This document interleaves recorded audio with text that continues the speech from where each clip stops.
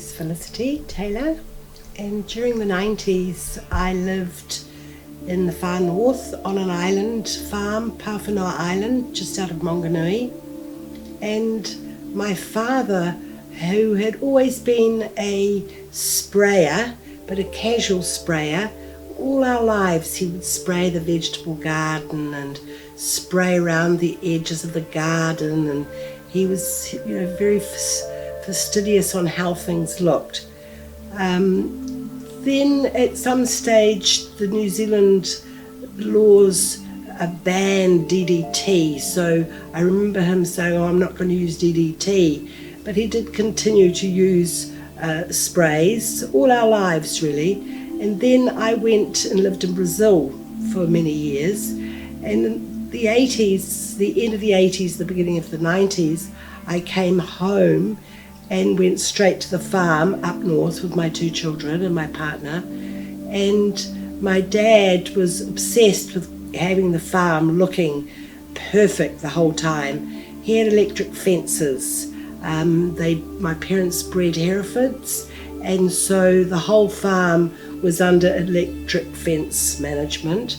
And so our farm worker was instructed to spray to keep the grass under the electric fences from causing problems with the currents, the electrical currents. So at that same stage, I had become aware of how toxic sprays were in our lives, mainly because a friend in Auckland had made me aware of a suntal. We'd always used a suntal with our horses, and she was up in arms about it, and my parents always used a suntal on the dogs for getting rid of fleas, and so she made me very, very aware of it. So I started talking to my dad and saying, look Dad, you've just got to stop the spraying, and let's turn to organics, and he didn't want a bar of it because he was old school and he just wasn't aware of how bad it was. And we also had a farm further up north that was a runoff where we had a lot of sheep, and so him and he was the most amazing father, but we did start to have a lot of conflict about sprays. And so then one day I remember him at Blue Gorge, our runoff farm, and he was dipping the sheep, and I was on the sideline with him saying, look, this is toxic stuff. And he jumped into the sheep dip, to prove to me that it wasn't poison. And so then I realized how radical the whole thing was, because he wasn't prepared at all to stop. So then one day our farm worker was on the tractor with a big spray unit behind, and I lived in a little house down by the water's edge, and I could hear this spray tractor coming down. So I went outside and I held up my hands and I said, Ray, not in here. He was on the tractor. So 2 or 3 days later, all my camellias were wilting, and I thought that's strange. And I thought maybe that spray, the drift, had affected my camellias. And then I started to brush my hair, and my hair was falling out in lumps. It was absolutely just like this. And I remember my children, looking at me wide-eyed as I'm brushing my hair, and I had very, very long, thick hair, and these clumps of hair were just falling out. And so I went completely bald. And at the same time, I lost a lot of weight. So I went to Auckland on a visit to Auckland, and I always stayed with this friend who had alerted me to a suntal. And she had been a palliative cancer nurse in Holland for many years. And so she was very aware of the effects of cancer on people. And she took one look at me, and she said to me, here I had lost my hair and I'd lost a lot of weight. And this was sort of only like a couple of weeks after the spray incident. She took one look, and I hadn't really put 2 and 2 together. And she took one look at me and she said, look, I want to tell you, you have an aspect of somebody who's dying. And so she took me to a Chinese doctor, fabulous man, Dr. Wong, in Newmarket. And, it wasn't Newmarket, it was Remuera. And he he was a doctor in the classical sense in New Zealand. He'd done his training in New Zealand, but he had been to China and done his very, very traditional Chinese medicine. And so he did a mixture of both, and he hooked me up to some sort of muscle testing situation. And from that, he picked out that I had been, chemically poisoned. And I believed him because not only did he pick up that, but he also picked up a bit of radiation where I had been swimming in Brazil in a place where there'd been a radioactive accident happen. So he dosed me up on very high doses of vitamin C and huge amounts of water for a week. Then he started treating me with New Zealand bark flowers, native New Zealand bark flower remedies and acupuncture, and I got better. But, when I went back to the farm and told my father that Dr. Wong had diagnosed that I'd been chemically poisoned, my father, I think he was so horrified, he didn't want to believe it. So he took me to see my auntie, who we always knew had been bald. And so my dad's saying, no, it can't be, it's genetic. So you really have to realise that you're going to be bald for the rest of your life. So, he sort of thought that I should be looking at making wigs and all that. At that stage, I was just wearing hats. And so he said, I want to take you to see Auntie Ruth and get Auntie Ruth to talk to you about it because it is a genetic problem. So I remember going and seeing Auntie Ruth, my dad taking me, and Auntie Ruth had always worn a wig, and she was a big English woman, and she was in her 60s, and she was sitting there, and she had taken her wig off to show me how I was going to become.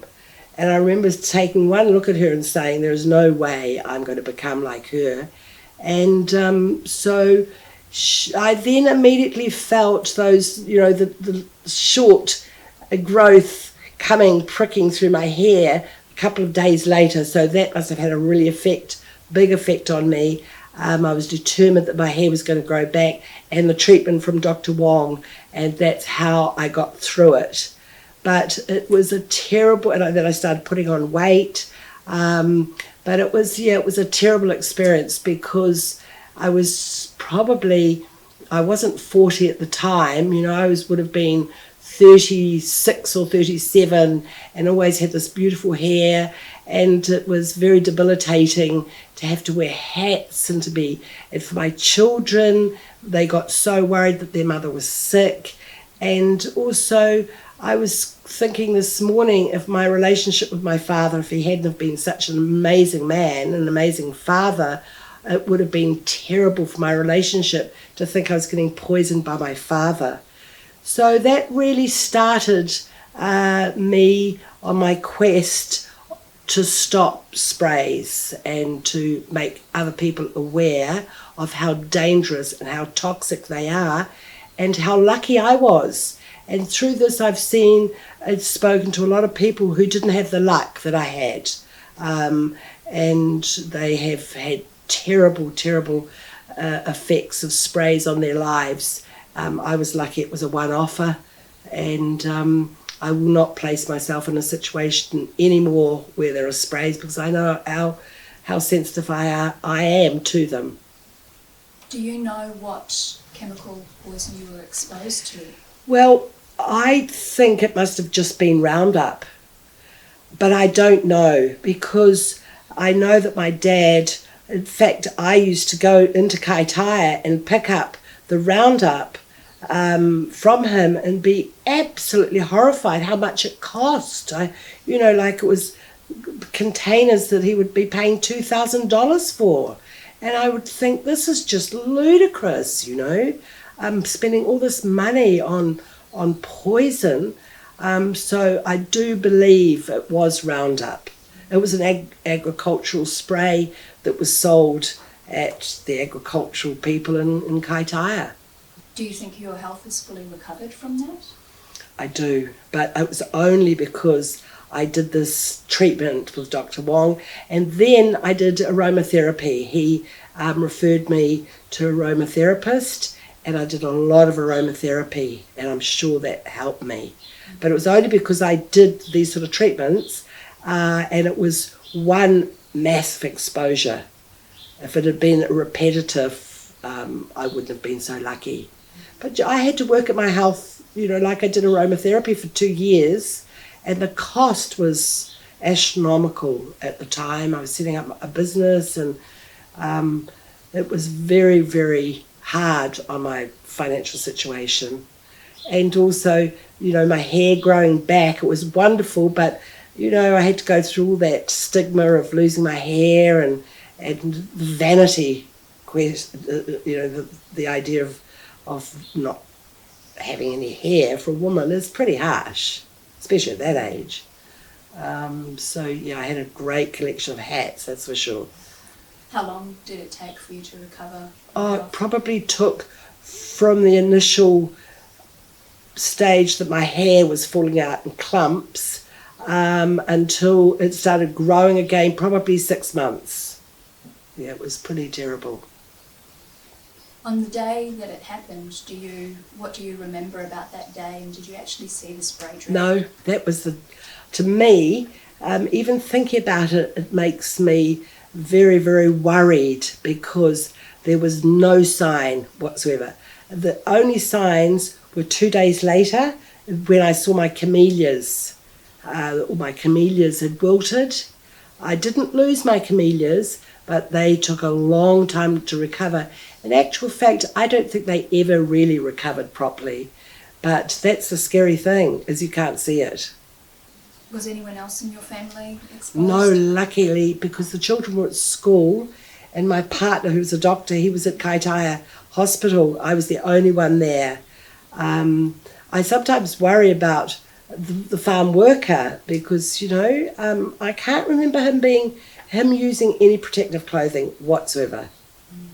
So he must have been he must have had a physical character of not being so allergic to sprays, maybe, or whether we should probably even look to see if he's still alive because he was working with no protective clothing whatsoever. Felicity, would you tell us a little bit about your time in Brazil as a conservationist? Oh yes, well that's another story, and that's a more recent story because the poisoning happened in the 90s. And so then I went back to Brazil in 2001, and during the time I was in Brazil, and even before that, I was living in New Zealand, but I was working, coming and going from New Zealand to Brazil, and I did a lot of promotion for New Zealand as a education and tourism destination. It was the first work that was done in Brazil to promote New Zealand, and so I was promoting New Zealand and very, very proud of my country as being this beautiful green haven. At the time it was the New Zealand Tourism Board's 100% pure New Zealand campaign, which was put together by Saatchi & Saatchi, and they spent millions and millions of dollars.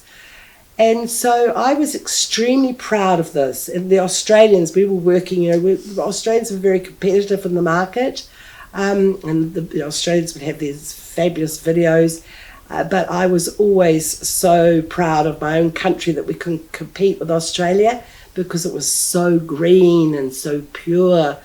And here I was promoting New Zealand. I did that for 10 years and very, very successfully, just very, very successfully. Then from nothing, it became one of our top markets, the South American market.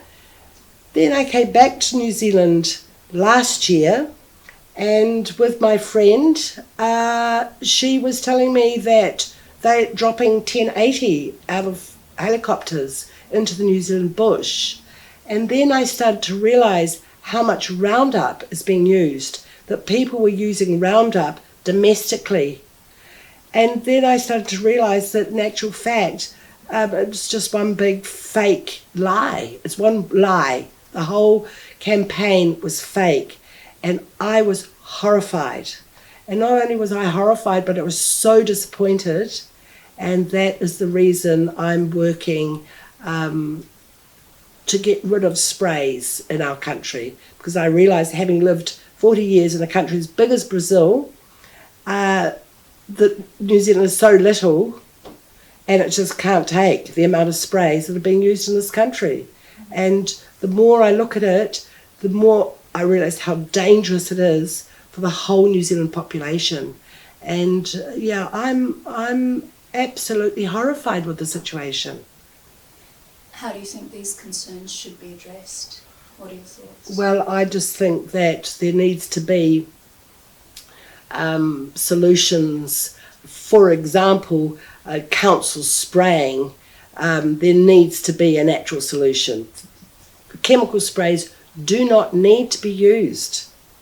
1080 must be stopped immediately, as far as I'm concerned. There needs to be other solutions, especially trapping. That provides jobs. Our New Zealand psychic is very much around outdoors. We have some fabulous young people that could be earning good money. There's a very, very good possum trade, international possum trade, going on. So there are solutions, and that's how I think it should be addressed. There needs to be natural remedies, natural solutions that work. And we know that happens, that those natural solutions are out there. And to think that other countries have banned 1080, have banned Roundup. New Zealand, they're still marketing as the cleanest, most sustainable country in the world. So, yeah, something needs to be done before we are exposed. That's what worries me. From my research and my involvement in wanting to create an awareness, what worries me is the high levels of cancer in this country, as we all know, some of the highest in the world, and all sorts of other problems that can be related back to chemical sprays. So a country and our waterways are terribly polluted. In fact, there are very, very few waterways left in New Zealand that are clean, and I just wonder how bad it's going to get before anything's done. It is a terrible worry. I think the whole of New Zealand needs to be extremely worried, not only about our tourism industry, which will go down the gurgler quickly, and our medical well-being of our population, which is going to begin to be shown up very, very clearly. Already is, but the links are very obvious, and yeah, we need to be very worried. What do you notice about the local practices here in Northland? Oh my God. Yeah, well, that's, the biggest terror I think that the community in the region faces, because in the far north, I'm not sure about the rest of New Zealand, because like I said, I've been away from New Zealand for so long, but where I am living at the moment, all the kiwi fruit farms, the wineries, the highway verges, all being sprayed, and it's just, there's no need for it. There are other solutions. So the poor north, and then you go up to Hohora, where all the avocados are being grown, and it's just horrendous, the amount of sprays that are going to go up into the far north. So yeah, it's just getting worse and worse, and nothing's being done about it. There needs to be something going on, because it's got to be economic, because otherwise it would have been stopped. But recently I saw a documentary about lead in paint in Victorian times, and it took them 100 years to stop putting lead into paint when they all knew that it was causing terrible sicknesses. And so I just think that it's the same with chemical sprays, because the economic profits for the companies that make these sprays it's too big for them to abandon it. And so because our government is economically based. I mean, that's what it's all about. I'm sure that there has to be something behind the use of sprays. 1080, definitely. I cannot understand why the government continues to use 1080 when it has been proved to be horribly poisonous in, first hand and second hand, and in so many countries it's been banned. So what are the motives? It's got to be financial. But that's only my opinion, of course. What really upsets me is look how beautiful this is. It's idyllic, really, and yet I won't swim. Even on a hot day like this, I will not swim because I don't know what's in this water, because just up here we have a pumpkin farmer, and we know he's got courgettes and pumpkins, and we know that he's a sprayer. Just across the way we've got grapes. We know that those people are spraying. Just here we know that the council are spraying. So all this will just run into this beautiful river here, and I'm sure if we tested it we would find out that it's not suitable for swimming like most of the waterways in Kerikeri. So it's just terrible. We really are losing these spaces. Well, not losing, we have lost these spaces in such a short time.